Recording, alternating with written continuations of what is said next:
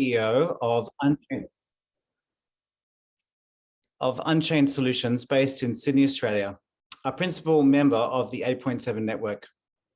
Unchained inspires Australian organisations to be leaders in making an impact on modern slavery as they comply with the Australian Modern Slavery Act.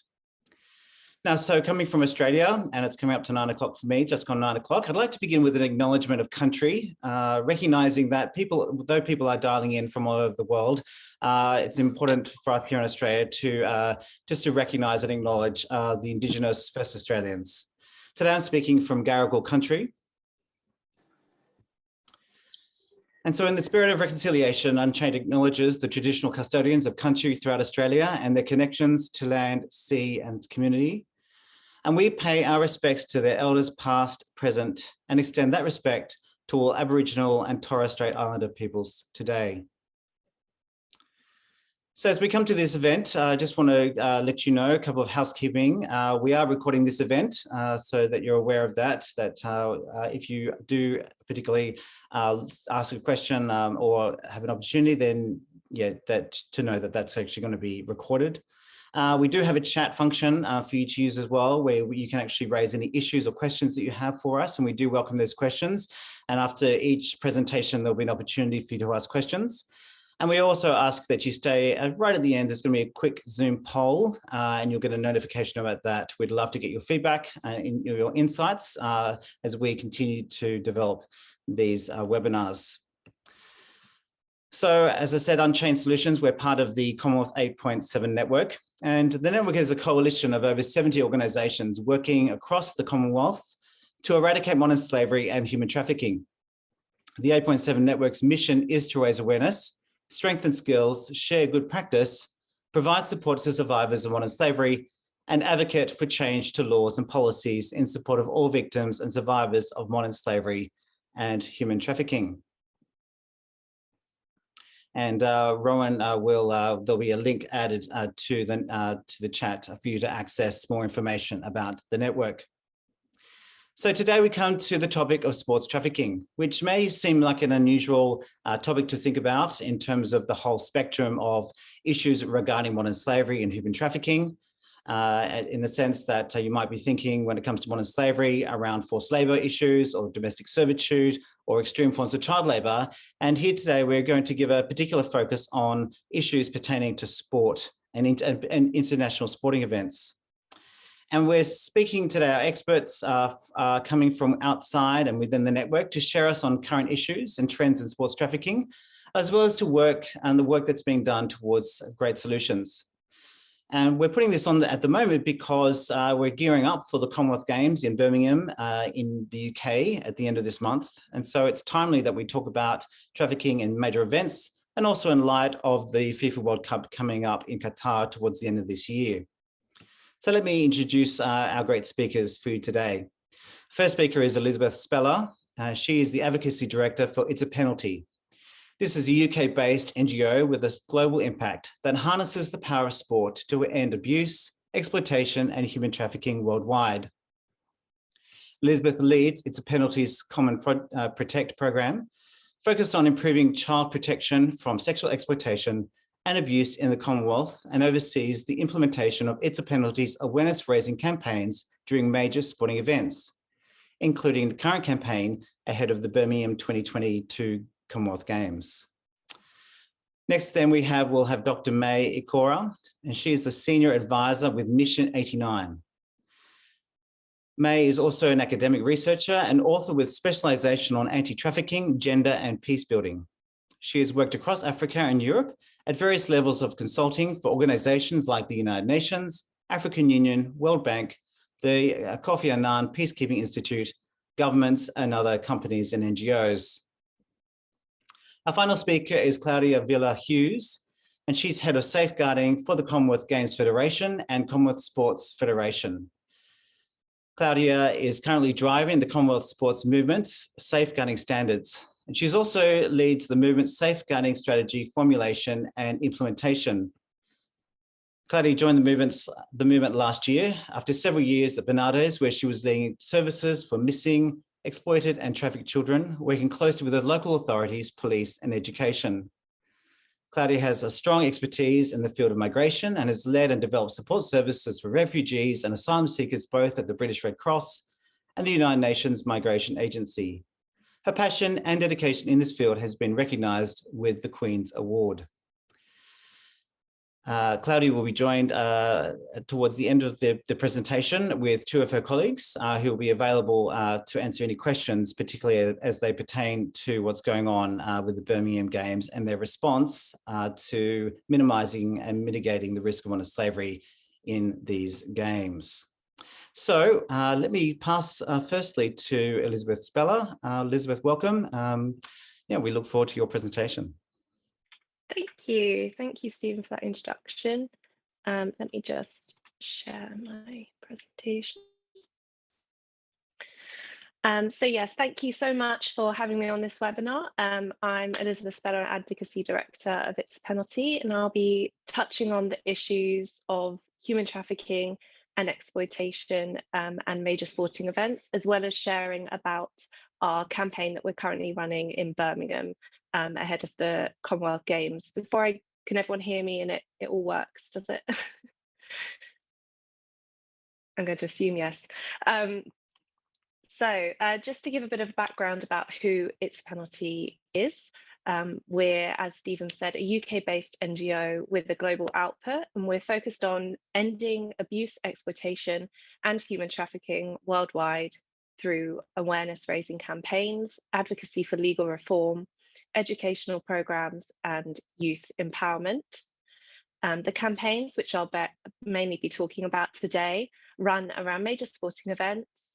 We harness the power of sport to prevent abuse, exploitation, and trafficking. We really believe that prevention is even better than cure, and that's why we run these campaigns and do the work that we do. Since our first campaign in 2014, we've launched 13 campaigns around major sporting events, including the current one in Birmingham. So we really work from the basis that human trafficking is a global problem, and as such, it requires a global solution. Human trafficking is a constant issue. It takes place in every community, city, and country. As I'm sure everyone here knows, that it's estimated that 40.3 million people are currently in modern slavery around the world, which of course includes adults and children being exploited and trafficked, as well as forced early and child marriage. We know that human trafficking is the fastest growing criminal industry in the world, and it's the second largest multi-billion-dollar industry. Children are unfortunately quite significantly affected by human trafficking, with the UNODC estimating that 1 in 3 human trafficking survivors are children, and women and girls are disproportionately affected. So coming from the basis that human trafficking is a global issue, I want to now talk about the debate and discourse around whether there is a link between major sporting events and incidences of human trafficking in a hosting city. We can see that where there is an influx of hundreds and thousands of people into a city, as well as an increase in demand for labour, there can be a result of increased risk of human trafficking and exploitation.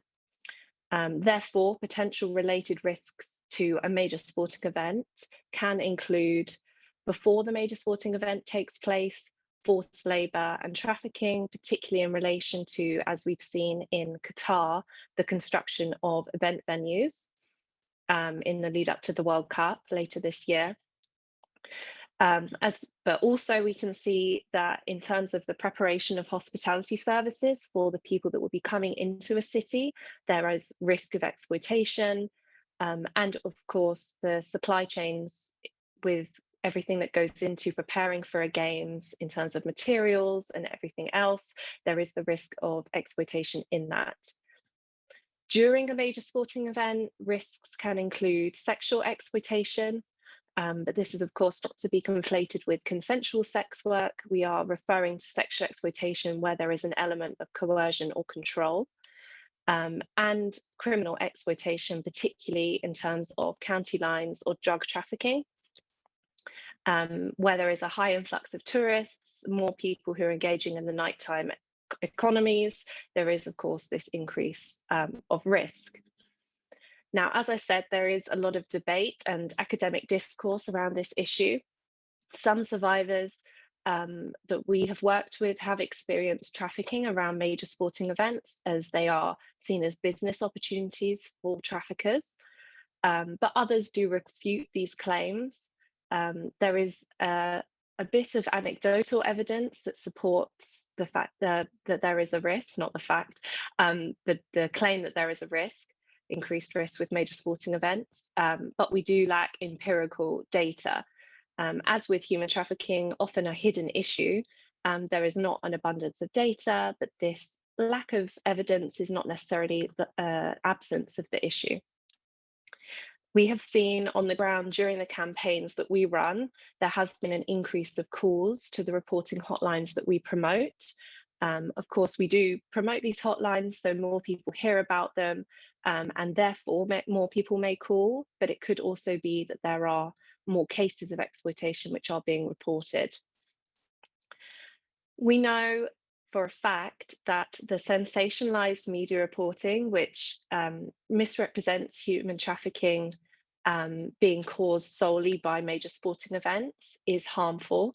It can cause harm to survivors, to people on the ground, and also to work that is already being done in a hosting city of human trafficking and exploitation.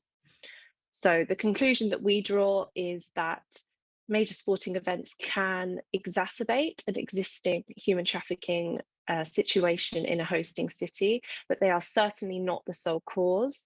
And human trafficking will take place in a country or a city long after a major sporting event has their closing ceremony. So at It's a Penalty, our reasons for running human trafficking prevention campaigns around major sporting events are therefore threefold. We recognise that there is the potential for increased risk, but also we know that there is an occurrence of other forms of trafficking and abuse in and through sports. And we know that major sporting events are an effective platform from which we can educate millions of people and bring them together for positive change. Just to highlight a few of the related forms of abuse, which I know May will be covering in her presentation. Of course, we have all heard of the high-profile cases of abuse of athletes by their coaches, managers, doctors. And we also know that young people who want to be athletes are at risk of being exploited by recruiters posing as agents or trafficked as a means to getting to the country where their sport team plays. These have highlighted for us the need to safeguard athletes as well as ordinary people around the world. In accompaniment with our campaigns, we also have launched a program to address this, which is called Safe to Compete. It's an accredited training program for coaches as well as parents and caregivers of children who are competing at a youth level, in order to identify signs of abuse and protect the children from exploitation and abuse. So our positioning of major sporting events as platforms is our primary reason for running these campaigns.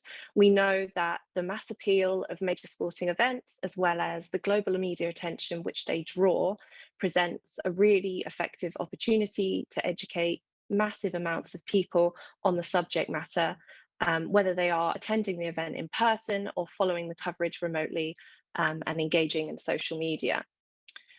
Working with athletes as the faces of our campaigns interests people in the messages that we're sharing and draws their attention to an often uncomfortable topic.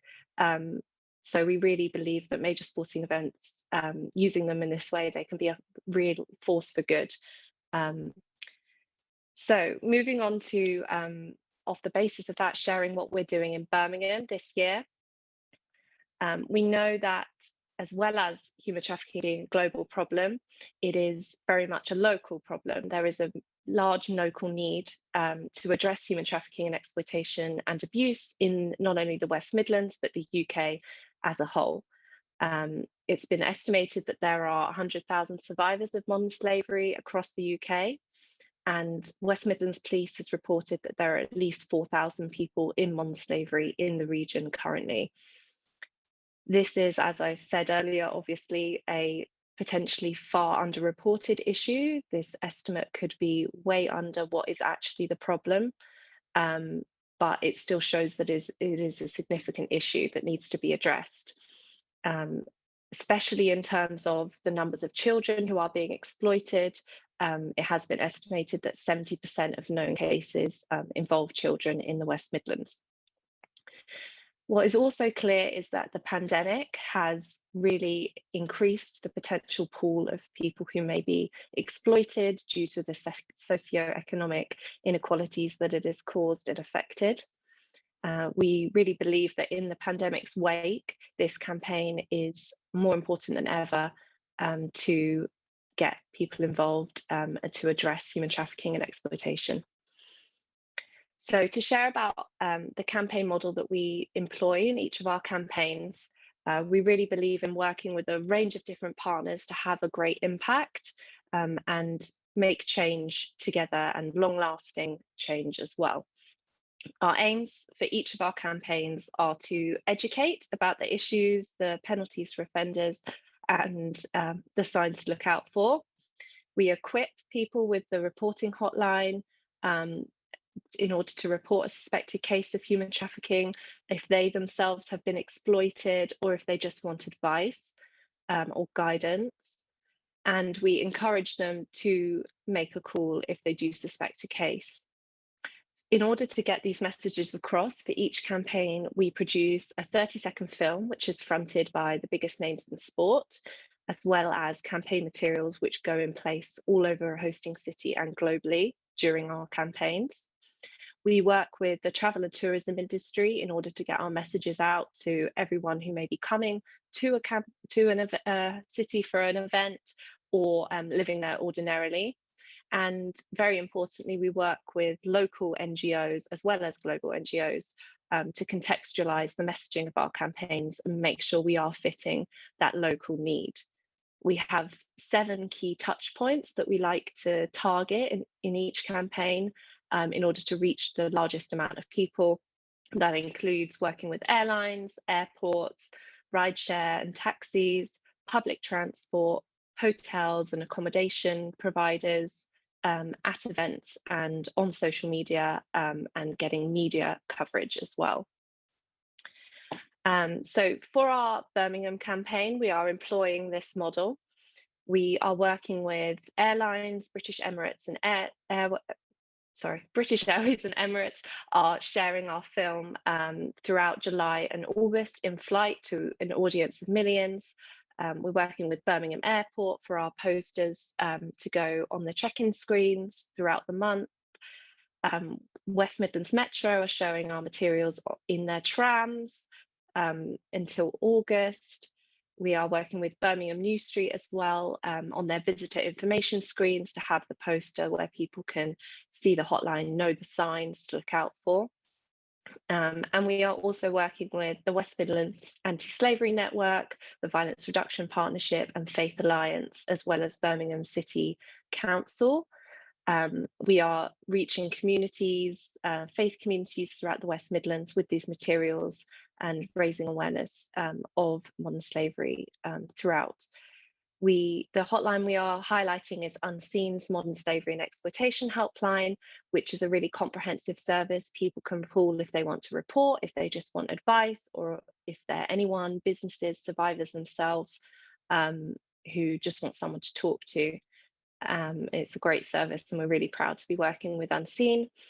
And as a final form of activation, we're working with missing people to raise awareness of cases of missing people in the West Midlands who may be at risk of exploitation. There is a link between going missing and being exploited, and we want to raise awareness and try and find some people who may be at risk of exploitation. So I'm just going to play our campaign film. I don't think you can hear my sound, but it's highlighted. It's subtitled, I mean.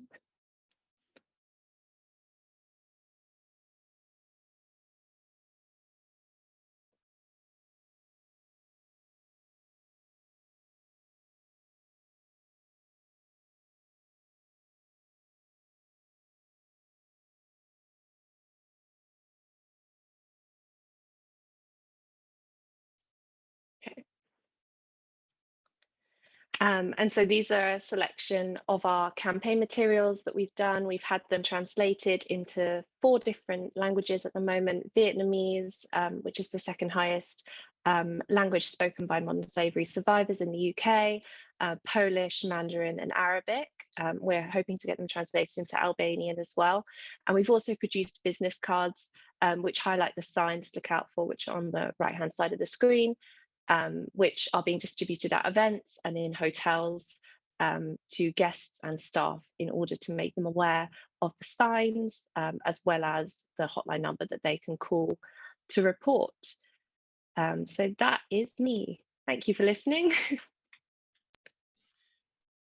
Great. Well, thank you so much, Elizabeth. I really appreciated your presentation. I think 2 things that really struck out to me as you were speaking was that, you weren't saying that major sporting events were a cause for exploitation, that actually the exploitation is there already. And that really made it clear to me that, modern slavery doesn't exist, or human trafficking doesn't exist in a vacuum. It's not all of a sudden that a major event's on and all of a sudden there's all these well-organized network of traffickers operating, that the network's already there, the issues are already there. A major sporting event in a city then just brings a greater concentration of activity, and the event itself is a draw card for all sorts of different types of exploitation.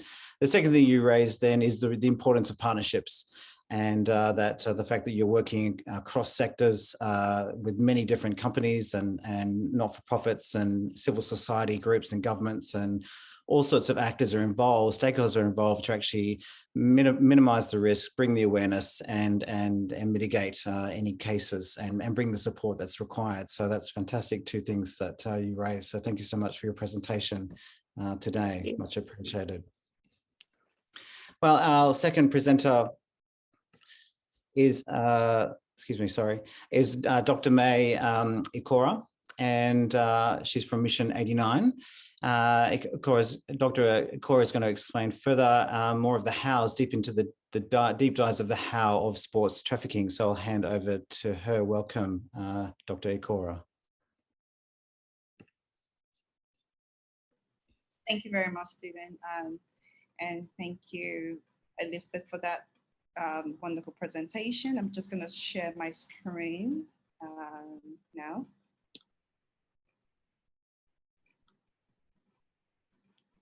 Okay.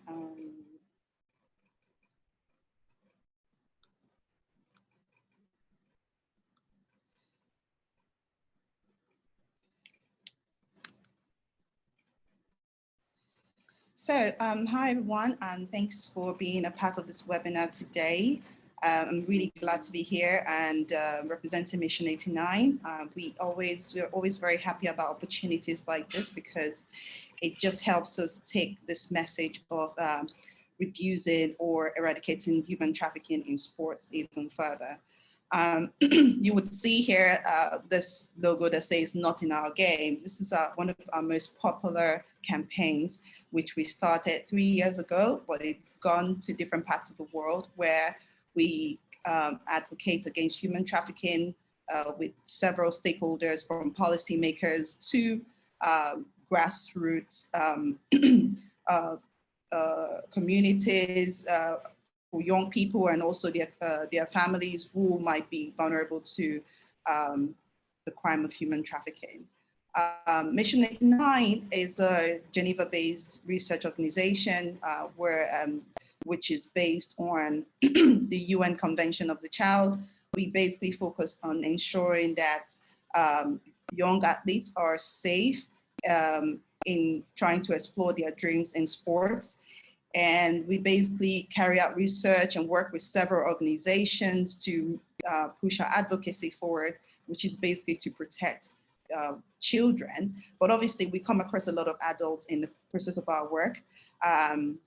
We work with organizations like CPA UK, FIFA, the Premier League, where we work with Interpol. We've had several correspondence in terms of doing work with them in different countries. We're a member of the Interpol Trafficking Expert Group. We work with Facebook as well as our online safety partners. And a number of other stakeholders who work in the area of human trafficking. excuse me. Like I said earlier, I mean, I've worked in trafficking, not within sports for a long time. I only got into this area 4 years ago. But before now, we've seen that trafficking in itself is a very dynamic crime and it keeps evolving. But the most important thing, and which Elizabeth mentioned earlier, is that we need to be preventive. We need to ensure that we do what we can to prevent this crime from happening in the first place. And so I find it quite pleased every time we have to talk about these issues and talk about the new areas that these issues, this subject area basically brings to the open, especially in the area of sports, which is sort of a new area. Not that trafficking in sports is new, but we're talking about it today, and it's I think that's a step in the right direction for all of us. Mission 89 on the 30th of July, which is the day which has been singled out to really a day for anti-trafficking. We're going to be launching our campaign called the Ball Juggle Challenge campaign, and I hope that some of you watching here can join this campaign. You can get more details of this campaign on our website, which is www.mission89.org. But I'm not going to go into telling you about human trafficking because Elizabeth has done a great job of that, and we have very limited time to have this conversation. So I'm just going to move straight into trafficking in sports. So, I mean, when it comes to sports, we know that this is a huge industry. Some estimates basically say it's approximately a $500 billion industry. And I mean, with such an industry, you can imagine if human trafficking is the second largest or the third largest business in the world, as we've seen, you would imagine that when there's an opportunity to make money, traffickers basically go that way. They follow the money, and obviously, sports is a very attractive place for traffickers because human beings make sports, and human trafficking are the commodity.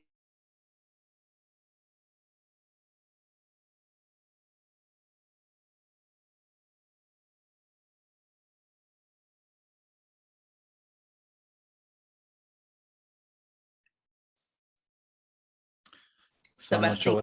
Are you there? You're there? You're okay? Yeah. That's great. Thank you.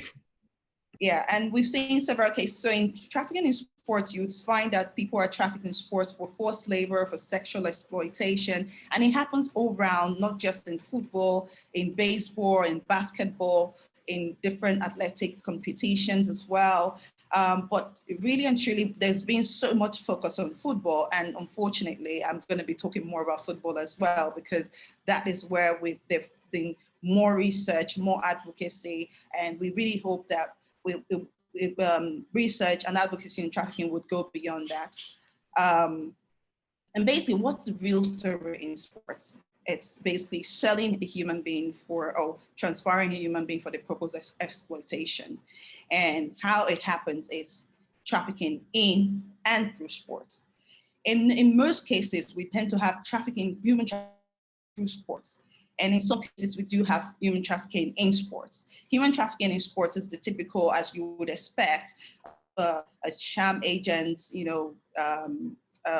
and basically tries to exploit a potential athlete for money. And what they do is it comes across in how they put how they keep the athletes in bondage, but also how the kind of contract they sign with these athletes. And a lot of these athletes have, or potential athletes have this issues, but they don't feel like, especially because some of them come from poor countries. And you come to a country where you can potentially sign a contract of, for instance, for lack of a better example, a $2 million or £2 million contract. And an agent who has made this happen is now telling you, oh, I'm going to give you £200,000. And I mean, for someone who has never had to handle even £100, they would feel like, wow, this is an opportunity for me. But over time, they start to realize that they are locked down by this person. They've basically signed their lives to this person. And, and a lot of exchange goes into this. Sometimes some of the families have to sell all they have to actually pay some of these agents to make it happen. I mean, we've had programs with some football clubs where we try to educate young people on what really goes on for a trial, how that happens, how to spot a sham agent and how to spot a real agent, what really happens when a scout comes in to check how you play and all of that. So we try as much as possible to ensure that we educate young people, but traffickers are finding new ways to recruit, and finding new ways to recruit, and young people are getting more vulnerable because of the push and pull factors that actually either pull them into becoming victims of trafficking. But when it comes to the vast majority of cases where we have, people trafficked through sports, and this often happens in terms of people utilizing sports and the opportunity to become a major football star or sporting star, to deceive people, to move them, and they might give them this idea that you just need to be here, and then I'm going to arrange for you to have some trials. And what usually typically happens sometimes is that, there's smuggling that happens in between, and that can also happen in human trafficking in sports. But through sports, most of the time it is smuggling sometimes, and then these people with their families pay all this amount of money, sell their land, sell all they have to make sure that they get this opportunity.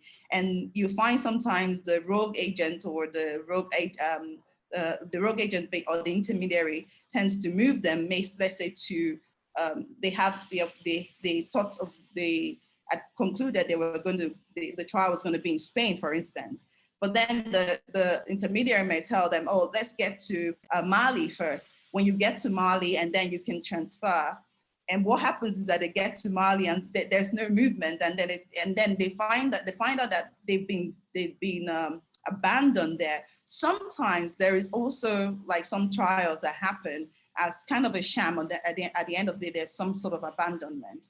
Now, when it comes to these two things at times, and in times where cases like this have been made known to the court, there was this Belgium case where 2 Nigerians were found and alleged to be trafficked, but the judge found them, cleared the club of all the crimes of human trafficking, and said that it's not possible for these 2 men to be trafficked. First of all, they are not children, and second of all, they, out of their own volition, volunteered to be duped. And this is what then happens most of the time when we have to look at the confliction between these two things, human trafficking in sports and through sports.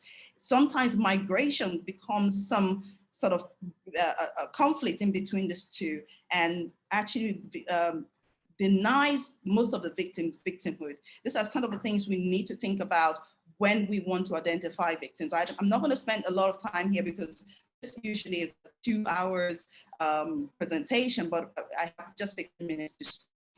I mean, and then Elizabeth talked about human trafficking at sporting mega events as well. And, she's pointed out the fact that, there's been research to say that evidentially there is no link between the increase of human trafficking and mega sporting events. But, like we said, in terms of prevention, there is certainly an attraction for traffickers in mega sporting events, from labor trafficking, which we've seen with 2022 Qatar World Cup, which we're expecting, the use of migrant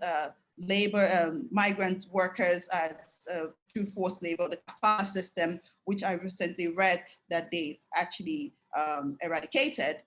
But Amnesty kind of had to talk about this as a very important issue that we need to look at as something that's been practiced in Qatar. And we've had all the sort of construction that takes place with mega sporting events. There's no how that doesn't attract forced labor exploitation. We've seen that with 2018 Russia. We've seen that with the illegal sex trade with 2010 in South Africa. But like Elizabeth said, we don't need to depend on the anecdotal evidence. We need to start to engage in more research to be able to ensure that we are actually putting things in place to ensure that people are safeguarded, that people are secured, not just people involved in sport, but people who can be in danger because of sports.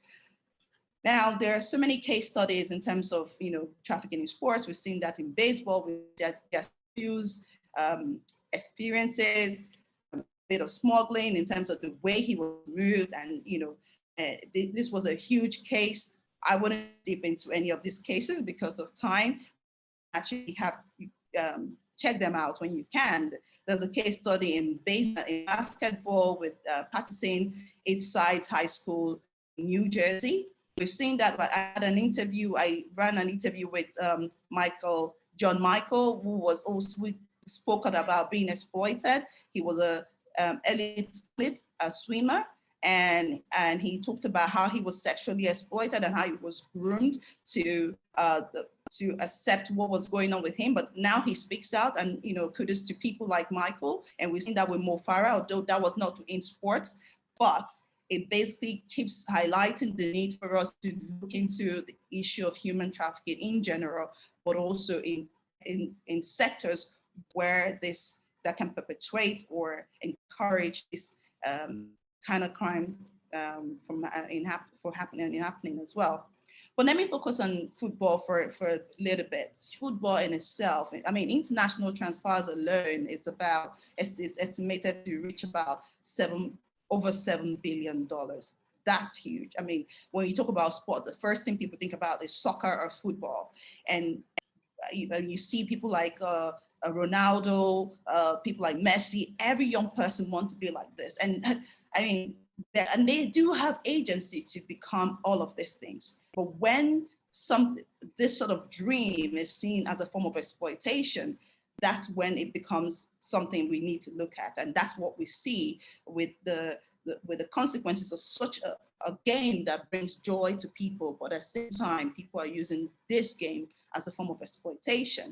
Now, I'm going to take you down very quickly 10 steps for trafficking in football. And this was done by Dr. Essen, and we'll keep improving on this, but basically gives you a rundown of how these things happen and ways that we can mitigate some of this from happening in identifying victims and also traffickers to be able to bring them to justice and reduce human trafficking.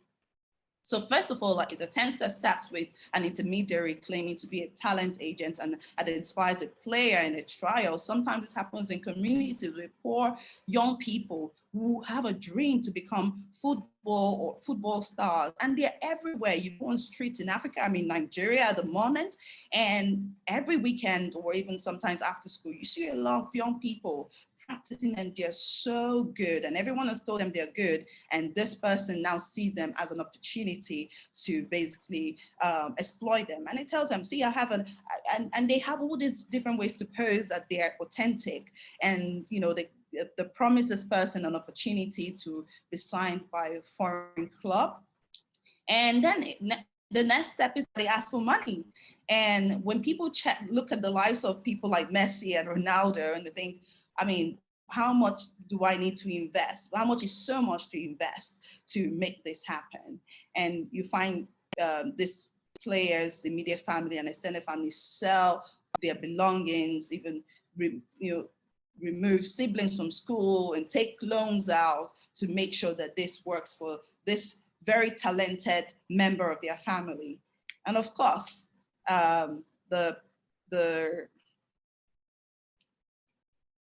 excuse me.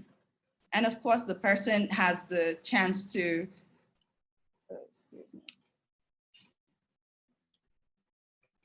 Sorry. Yeah, and at the end of the day, the person arrives at its destination, sometimes with a short-term visa, and sometimes it's smuggling, like I said earlier. So it's different ways. Migration happens in different ways. It's not always legal, but you don't. When people travel legally, you don't automatically assume that they're actually moving. They're not being exploited, and we see a lot that the traffickers are finding connections to ensure that everything. They legitimize their movement and all that they do. Then everything looks authentic up until the time for exploitation. And then they arrive in a destination country. And well, this stage 5 is where trafficking in sport ends, basically. Sometimes, and when the person arrives at the destination, the intermediary often takes the person's document, which we see not just in sports, trafficking in sports, we see that in all sorts of trafficking for domestic servitude. They take their documents, make sure that these people don't leave, and they tell them, oh, this is for safekeeping, and then they start to exploit them with a sham contract and all of that. Usually, sometimes this is where human trafficking in sports ends. And then whilst in the destination country, they sometimes might attend the trial, sometimes they don't attend the trial. When they attend the trial again, continues with trafficking in sports. And then at 7, if the player is not abandoned at arrival, which is what happens sometimes, like I mentioned earlier with some of the cases that, in trafficking through sports, there's an element of abandonment. So if the player is not abandoned on arrival, they might be taken to multiple trials to get a contract or, offered something. And if the trials are successful, the player gets signed again, the contract becomes more of an exploitative nature. And 7 and 9, if the player is unsuccessful, the club sometimes is not renewed, and the club and another club cannot be found, the player is then abandoned.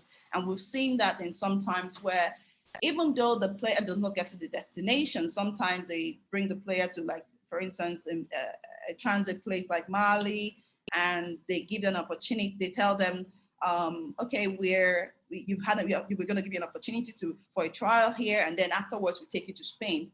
Spain never happens. All of this becomes something that was arranged. And then number 10, once the player realizes that his future is uncertain and all of this has become a sham, they're often reluctant to return because of the shame that goes with coming back empty-handed. Imagine everyone in the community knows that this person has moved to become a future Ronaldo, and all of a sudden they're somewhere in Mali, abandoned, they've been duped, and sometimes some of them are susceptible to other forms of human trafficking, like labor exploitation. Sometimes they are kept, and there are so many other cases. But I'm gonna, I think my time is up, Stephen, right? Okay. Unfortunately, it is. Thank you, May. Look, I do realize there's a lot of depth there, and you've got a lot of things to say. I really appreciate the different faces of modern slavery, human trafficking risk, and even just in that really high level, and I know it's high level for you because I know you've got a lot of information there, but just really articulating very clearly many of the different risks and of the journey. And one thing of note to me was not just the risk to the actual player, particularly in that early stage where families may be exploited and be at risk simply because they've actually sold their assets, or they've put themselves in a situation of potential servitude or debt bondage in order to into helping a dream be a reality, which a dream may not actually in the end materialize once the person reaches even one point of the destination or the transit of the journey. So thank you so much. Unfortunately, we do have to move on, and perhaps some of your ideas will come out more clearly in the questions that we have coming up. So I want to thank you so much for your presentation and what you've brought to the table. Thank you. That's fine. So our final speaker today is Claudia Villa-Hughes. She is with the Commonwealth Games Federation, here talking about the Commonwealth Games coming up in Birmingham and what has been done by this organisation and the host city to mitigate the risk of modern slavery and human trafficking. So over to you, Claudia. Thank you. I'll just share my screen.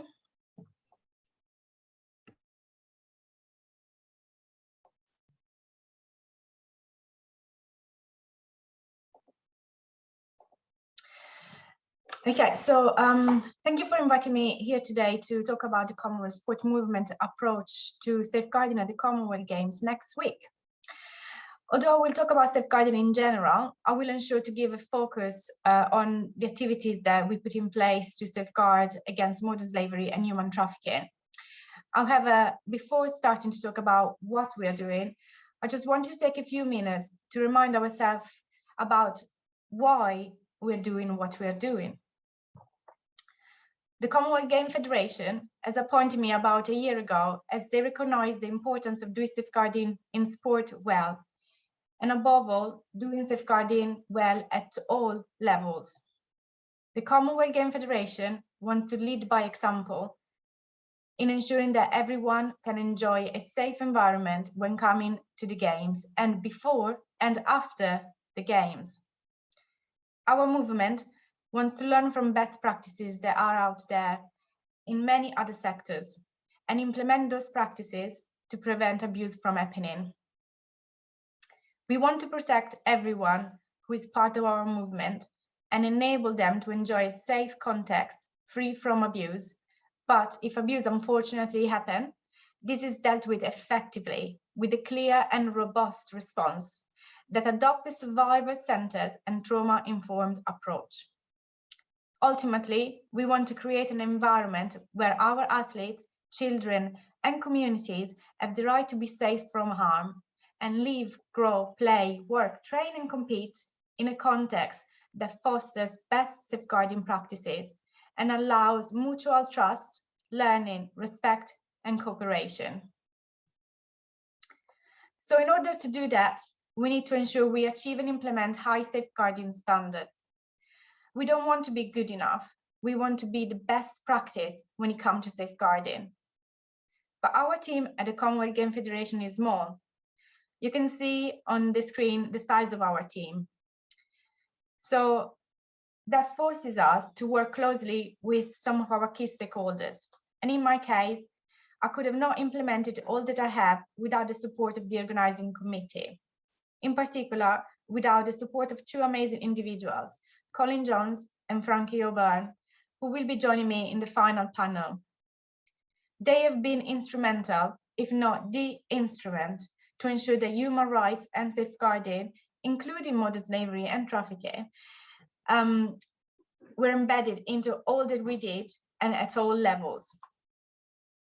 With the size of our organization, it was clear straight away that we had to use some of the multi-agency working skills that I has developed previously in my child protection roles. So I started working very closely with the organizing committee, and we soon brought in other stakeholders to ensure our safeguarding approaches were not working in isolation, but became an integral part of already existing multi-agency safeguarding effort. We had regular meetings with local authorities in the West Midlands, regular meeting with Birmingham Children Trust, Health, and West Midland Police, and many others.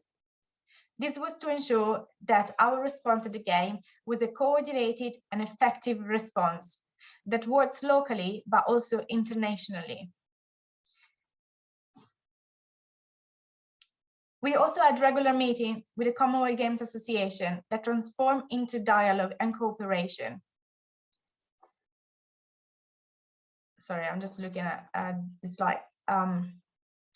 Here we learned, when we had meetings with the Commonwealth Games Association, we learned what they needed from us to be effective in the safeguarding effort. And we raised awareness about different safeguarding topics. We provided a safe space where we had really insightful and at times very difficult conversations. But we know how those conversations were important and will be important to better safeguard children and communities.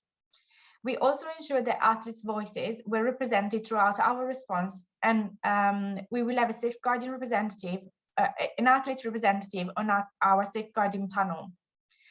At Birmingham, there will be a truly independent scrutiny and oversight of safeguarding decision via a newly established safeguarding panel.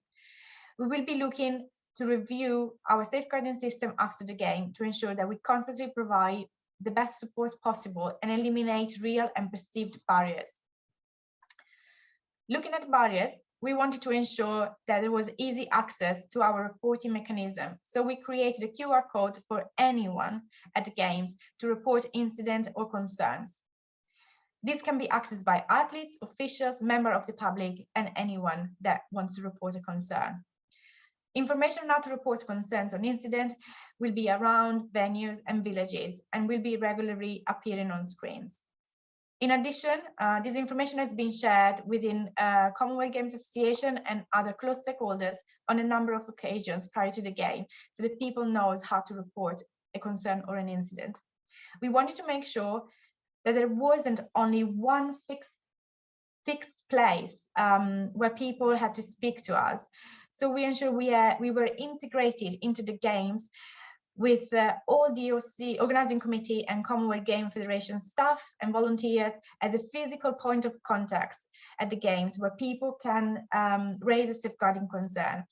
And where people know that if a safeguarding concern is raised, the concern is recognized and then passed on to relevant, experienced safeguarding professional when appropriate, so that they can progress. We wanted to be visible in villages and competition venues and amongst the athletes, amongst the people, and be there to listen and provide support if needed. Or just be there to make a connection and build trust, as we know how important trust is in this work. To build a system that people can trust, we absolutely had to get the basic right. So we created a safeguarding policy that is active at all time, not just the game time. We ensured that we had anti-slavery and human rights policy, child labor and young worker remediation policy, as well as modern slavery statements, amongst other relevant policy and procedures.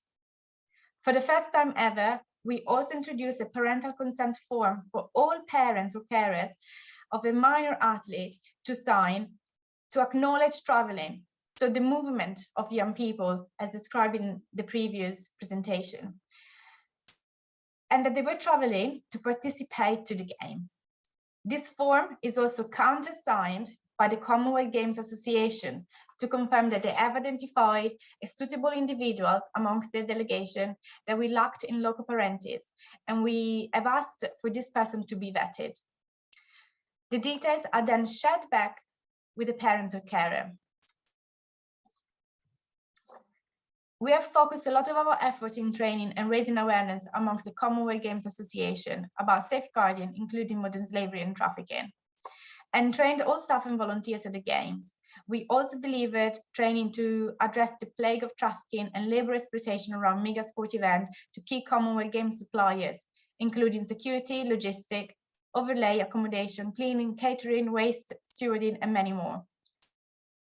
We also completed due diligence checks and ethical risk assessment for procurement throughout the supply chain. We work closely with Birmingham to raise awareness among hospitality and rail transport providers about exploitation, including sexual, criminal, and labour exploitation. These are few of the initiatives that we have implemented to ensure safeguarding is at the heart of all our activities. But a couple of other important activities we have been involved with include the work we have been doing with UNICEF UK on the ISO 2012-1 to include safeguarding and human rights standards in this tool for sustainable event. And we also been piloting the Centre for Sport and Human Rights Toolkit for the child rights and mega sport events.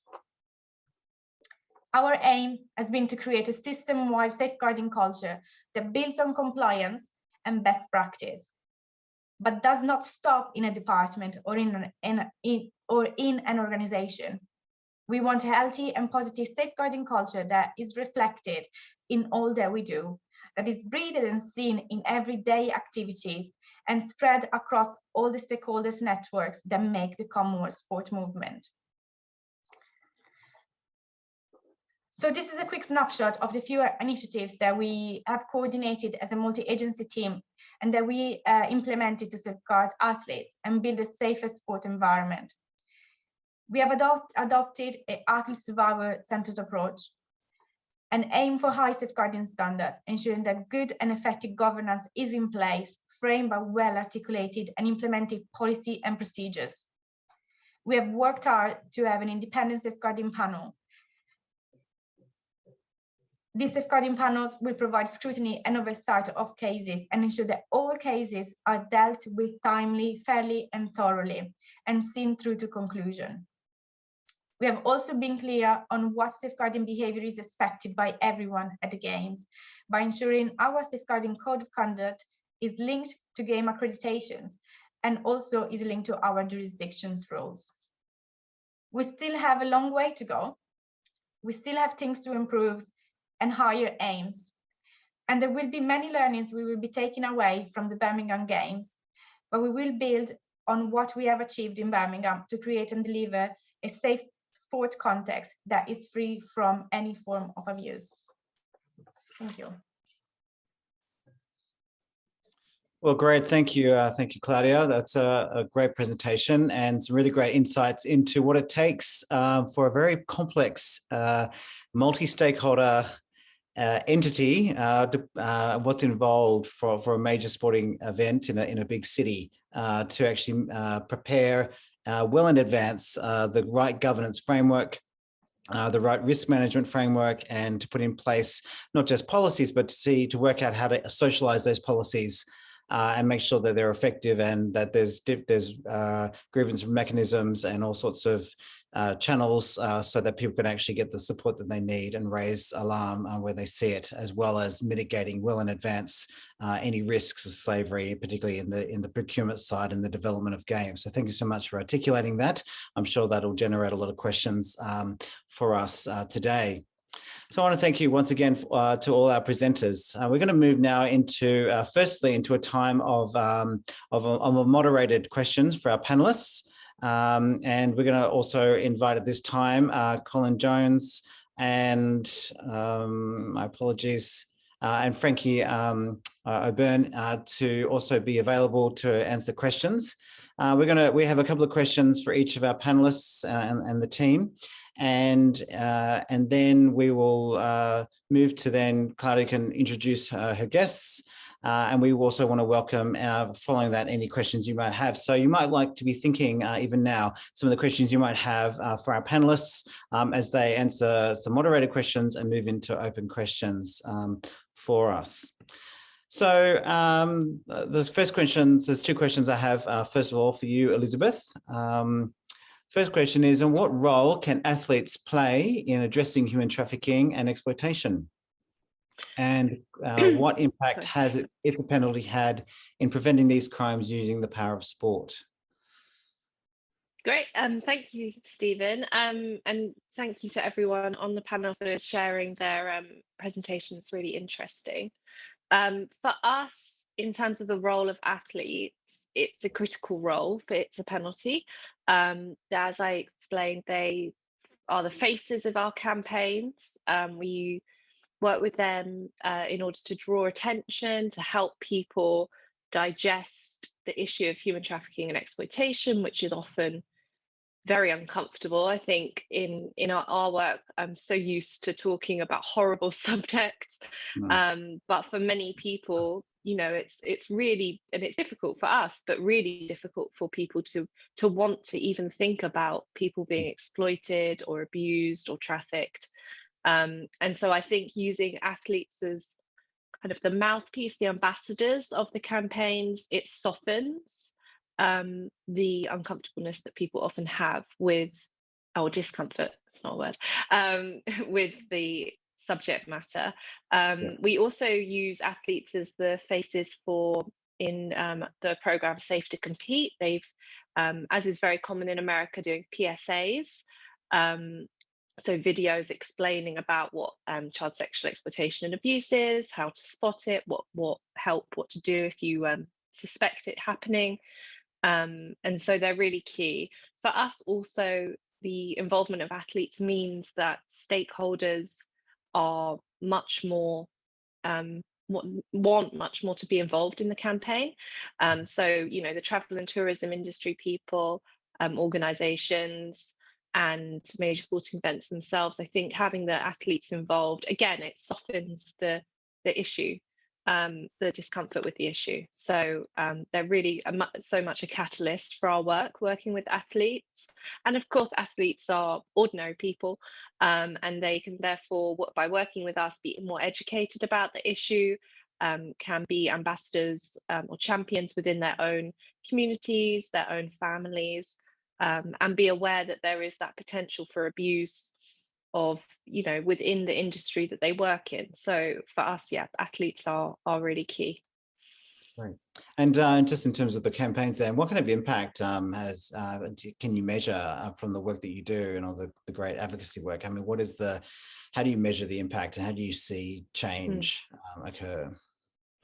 So impact is very difficult to measure. So what the track that we take with each of our campaigns, we have a report that reports on the impact, and it's basically a collation of data across all that we've done. So it includes a potential reach, so people who may have seen or have had the opportunity to see our campaign film, our materials, and then also an actual increase in reports to the hotline that we're promoting, in feedback from the public about whether they feel the campaign has changed, their beliefs or their actions in terms of human trafficking and exploitation, and also all the deliverables that we've done. So training frontline professionals such as taxi drivers, hotel staff and management, sometimes the volunteers at the events themselves, and actual outreach that we've done. In terms of the results we've achieved, so again, it's all potential reach, but for each campaign, on average, we've reached 180 million people worldwide. So that's on airlines, in media coverage, social media, and on the ground in hosting city as well. We estimate that we have helped, together with our partners, protect over almost 17,000 people who've been exploited or trafficked. So that's in terms of what's been reported. And obviously, prevention is very hard to measure, but we estimate that thousands more it's been prevented from being exploited. And then in terms of our outreach in America for the Super Bowl campaigns that we run, we work with NCMEC, who are also our partner on Safe to Compete, to distribute a list of missing children in the US, and we are doing a similar outreach for Birmingham. And when we've distributed lists of missing children in the area to hotels and motels, the majority of the children on those lists have been identified and have been found. So for the LA Super Bowl that's just happened, I think 18 missing children were identified. So that's kind of a very direct, obvious impact that we've got the results to. Yeah, great. Now that's, I mean, obviously, it's very difficult to measure impact with many things, and but I suppose in terms of adoption, the more the message gets out, the more campaigns, the more awareness, the more the likeliness and the chance of adoption by different organizations to take up the baton and do their part, which is something you can also definitely measure. So thank you so much. Questions, a couple of questions for you, May. Over to you. So what other factors should one consider in identifying a victim of human trafficking? Yeah, thank you, Stephen. So, when I was giving my presentation, I didn't get to talk about identifying traffickers and identifying victims, which is an area that, not just in sports, in trafficking in general, that we continue to explore as activists or academics as well. But beyond that, I mean, from the examples I gave with the 10 steps, you would see that, when it comes to identifying a trafficker, you think about, how the person, in terms of the finder's fee that they want, the fake contracts that we mentioned. But for identifying the victim is a place that I feel like we need to give more attention to, and there are key factors to really consider in identifying victims beyond when they appear to be controlled or their poor mental health or abnormal behaviors that they show as victims of human trafficking in sports. But three key things I always feel like, we need to always keep at the back of our mind. And one of it is agency. And agency, it's basically how we ensure that, we protect these young people and understanding that they have the right to basically dream. The conceptualization of youth agency somehow influences how trafficking is defined and responded to, and it undermines their claim to being trafficked human beings. And we've seen that in the case I mentioned earlier with the Belgium case, when because they are illegal migrants or they're people who consented to actually be exploited the way they were exploited, automatically their victimhood was denied. And we believe, and I felt like, and most people have talked about this area of agency, we need to acknowledge, first of all, that young people have the right to dream and always don't undermine that. The second aspect is the gender and social cultural differences that tends to basically affect how we identify victims. One of the cultural representation mainly of masculinity most of the time when you see African men who have been trafficked, and remember, these are athletes and these are men who are well built, and African men do not tend to fit into the iconic human trafficking victim archetype that we know. So when you see them as victims, you will want to know this person cannot be because of how we consider the masculinity. So we believe that should be considered. But when we look at football, people then think that only men can be trafficked, and we forget female victims of trafficking as well. So these are the kind of things where we think that needs to be considered. The area of migration I mentioned earlier about when someone is an illegal migrant. Remember, most of these victims of trafficking in terms of sports, and not just sports, in terms of trafficking in general, tend to come from source countries like in continents like Africa, South America. And how much work are we doing in those areas? We work with all these different people in America and Europe. What are we doing in countries like, countries in Africa, countries in South America, where most of these victims are coming from? And migration seems to be a barrier that actually puts them on the crossroads of being a victim and a criminal. So these are the things I think we should consider. Thank you.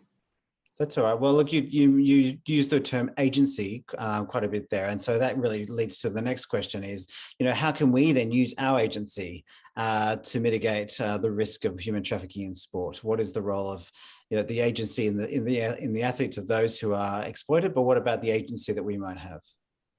I mean, there are key, we in Mission 89, we always feel like there are 5 different ways that we can actually all do something about this. We need to always work in collaboration and in partnership. I mean, we're here from different organizations and we're talking about a common issue, and we all have resources that we can put together to eradicate human trafficking in sports. And it's a very multi-sectoral and an interdisciplinary area that requires a multi-sectoral response, not just some of us who work for NGOs or with NGOs, but also sectors like the supply chain sector and all these different sectors. We need to all come together and, work with key stakeholders like, the sporting agency, Mission 89 does a lot of works with, clubs and, like FIFA and institutions like FIFA and, all these institutions that just focus on the game. We need to go beyond the game and, start making safeguarding a core issue for some of these agencies. Research and reporting, we need to do more of that as a collective. We need to find ways to do that together. Raising awareness, we can't do enough of that. Yeah. Mm-hmm.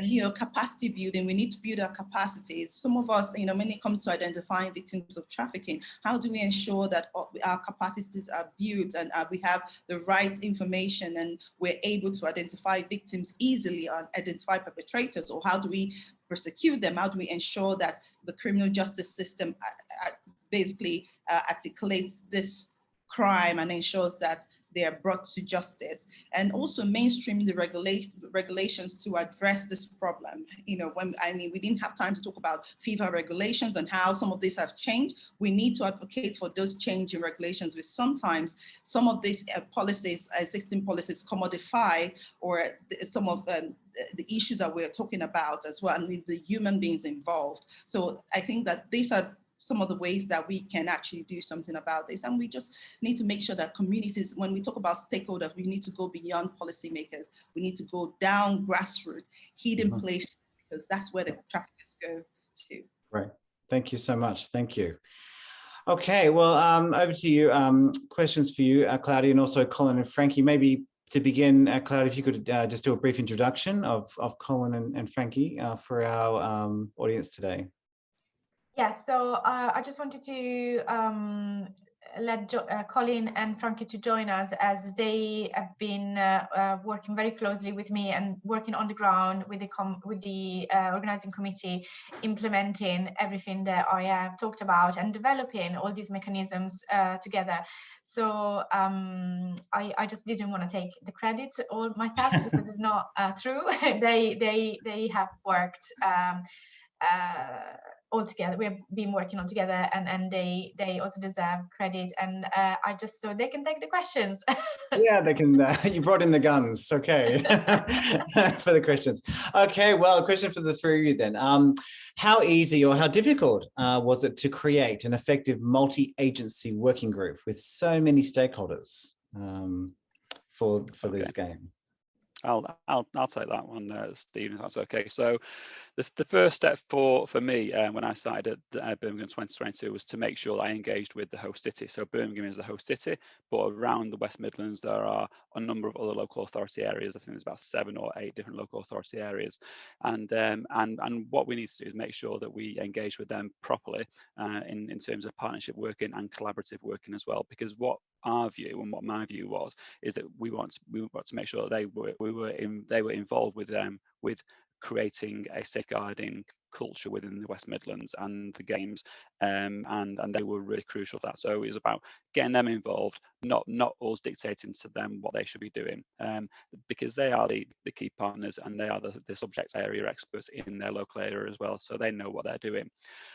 Also, the key thing was to make sure that we provide added value to them as well. So one of the payoffs is that we would be a buffer between anything that happened at the games and their front door services in relation to child protection or adult issues.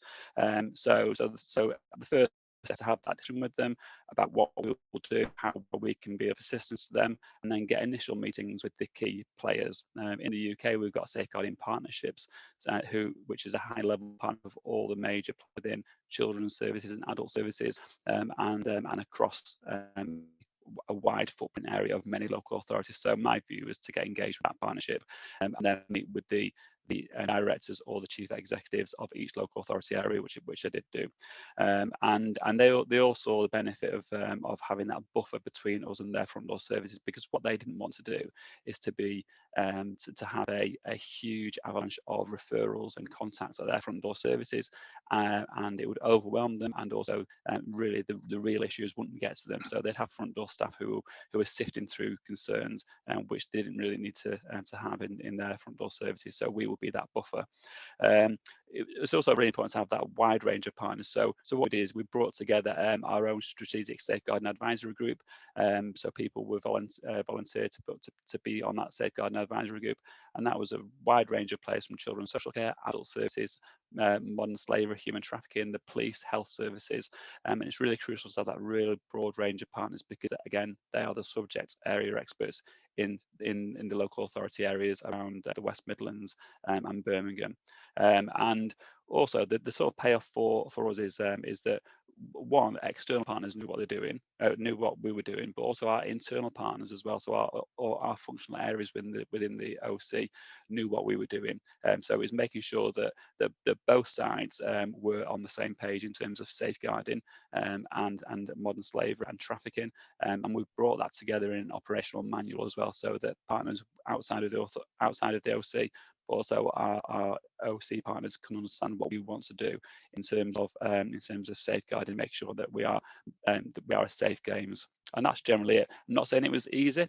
Sometimes it's difficult. People have got different views, but making sure that people are in the same virtual room within the West Midlands, it's teasing through those issues and making sure that we are on the same page. And that's been the culmination in getting this operational manual together, so that everybody agrees that and they know what we're going to do, and hopefully, again, going back to the values, they will see that we've made sure they then sort of from their side going through different concerns which they shouldn't really be doing, and just in with the main things, because with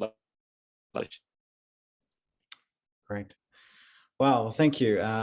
Thank you, Colin, for that. And obviously you didn't start doing any of this last week. So this obviously is something that has been thoughtfully prepared and planned out with also lots of learnings during the way. So thank you so much for sharing that. I suppose the question then really post games is, what is the kind of legacy the Birmingham Commonwealth Games wants to lead for future games and within the Commonwealth and other sporting events? Yes, so I'll take that. I'm Frankie, the Ethical Trading Manager here at the OC. So legacy is a really critical part of what we do at Birmingham. I think it's true of every games, but I think that was has always been something we're really keen to look at. So one of the things we're looking at is the legacy for the suppliers that we use now. So again, trying to leave the area in a better position than we found it. So a lot of what we've been doing is with our risk assessments and additional due diligence checks.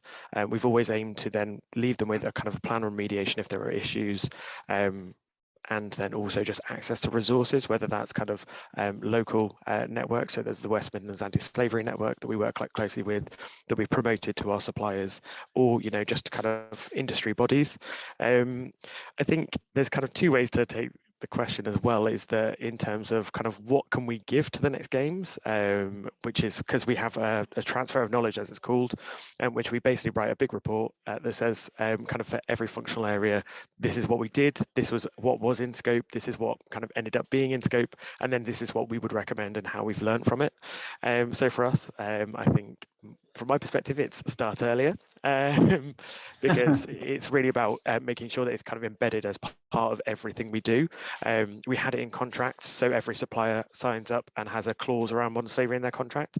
But really, my role, I joined last October, and so it's been about 9 months or so, but really, it should have been embedded in the procurement process. So actually it was part of what suppliers knew was coming. They could understand this is this is how important it was to us. You could weed out or identify if there were some weaker suppliers, so you could provide them with training, or you could select someone with more robust training, and then it would be just that regular engagement of training. But and also as well, it's just the collaboration aspect. You can't do this alone. I think everyone's attested to that. We were very lucky in that the West Midlands Anti-Slavery Network is a very robust network. It's one of the, I think, from my understanding, is one of the better ones in the UK. It's just, but it has presence from the police, multiple NGOs and third sector organisations, health, the crime reduction unit. It's everyone coming together and sharing their learnings in a really powerful way. So if that is something that's there, then it's always really important to tap into, and to really get support from other organisations. But I guess also as well, what we've done is really set up the governance aspect. So we've got lots of policies and documents and risk assessments, and obviously they will depend on the country in which they're used, but also if anyone on the call does want access to them, I'm sure that we'd be more than happy to share, just because obviously, again, it's not about reinventing the wheel, it's about having similar principles. Well, you also benefit too from being in a country that has long-standing modern slavery legislation and large reputable civil society organisations, not-for-profits, who have been working in this space for quite some time, which I think no doubt also benefits the work that you're doing. So congratulations, that's great. Well, thank you so much for those, to the panelists for answering those questions. We've got a couple of questions from those who are attending the panel today. We've got about 10 minutes left, so we do probably need to maybe just answer a couple of these, see how we go, and then so we can wrap up in the next 10 minutes. So the first question, and this is open to any of our panelists, Are there Commonwealth countries where modern slavery and trafficking in sport is prevalent, but you cannot engage? I'm thinking of the example of India, where amnesty can no longer operate. Would anyone like to comment on that? I personally can't comment on that from my perspective, but does anyone have any view on that? That would be great. I'll just say a few words on that. And I'll focus on Africa. In terms of, I don't think that in Africa there are places where you cannot address these issues, but the issue is the factors that actually fuel this issue in the first place. So take, for instance, a country like Nigeria. There are laws that guide us, but the system itself is so corrupt that even the laws are not working. So the enforcement becomes an issue, and the system, the underdevelopment in this country, for instance, basically push people to become more vulnerable. So even though in a place like India, there is amnesty wouldn't be able to operate or can't operate, there are other organizations there who are doing work in that area. However, the issue becomes the general problem some of these developing countries do have. And so I think that's really where the big issue is that we find. I've worked in different countries in Africa in this particular issue, and there are laws, but the enforcement and the general system of government basically makes it almost impossible. Okay. Thank you. Thank you, May. With regard to the Commonwealth Games, we engage with all the membership. So we open dialogues with all the member states that are part of the Commonwealth Games. So we would build dialogues based on the fact that you're part of the Commonwealth Games, and we've done so in the last few months by offering training and drop-in sessions and confidential communication lines where people could come and contact us, or we address particular topics where it was needed. So we would engage with all the members of the Commonwealth Games. Okay, good. Okay, thank you. Another question is, do you have any mechanism to provide knowledge to country level sports entities and sports teams, players, sportsperson on these issue threats before their arrival? So is there a mechanism to communicate before the arrival of teams? I think would be a short way. I can start answering that perhaps. So I mentioned this in my previous answer actually.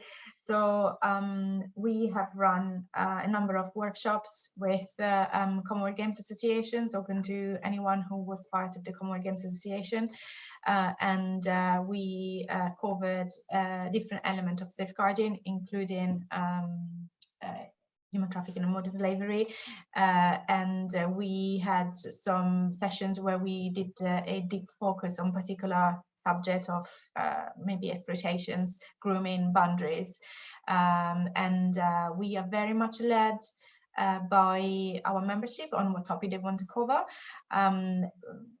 But also we recognize there is a educational type of experience. So we are leading some sessions and are being led as well by other sessions. So a mix and match of offer that we are providing to Commonwealth Games associations. Okay, thank you.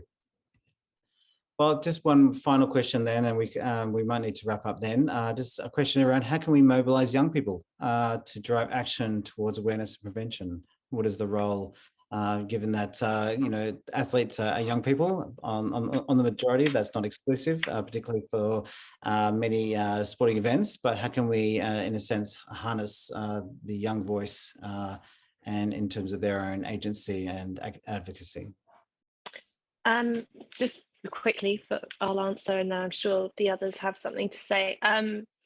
We use, as I explained, we have a youth empowerment program, and it's in the UK at the moment. We are hoping soon it will be expanded, but that's the Student Ambassador Network, and that's about working with university students in the UK training them, educating them about human trafficking, and developing their skills as campaigners and activists in their own right. So if anyone on this call is a UK university student, I'd encourage you to sign up to the Student Ambassadors Network. It's a really great program, and you can develop your own style of activism and advocate for change in whatever area you see fit. So I would encourage that. For us, we at Mission 89, we use a Not in Our Game campaign, and which we've actually run in different parts of the globally, actually. And we started to engage young people, and we engage them using the sports itself. And as you saw in the beginning of my presentation, I talked about the Juggle Challenge, which we're going to be launching this month. And it basically gets people to get themselves involved in the sport they so much love, and utilize that as a way of advocacy.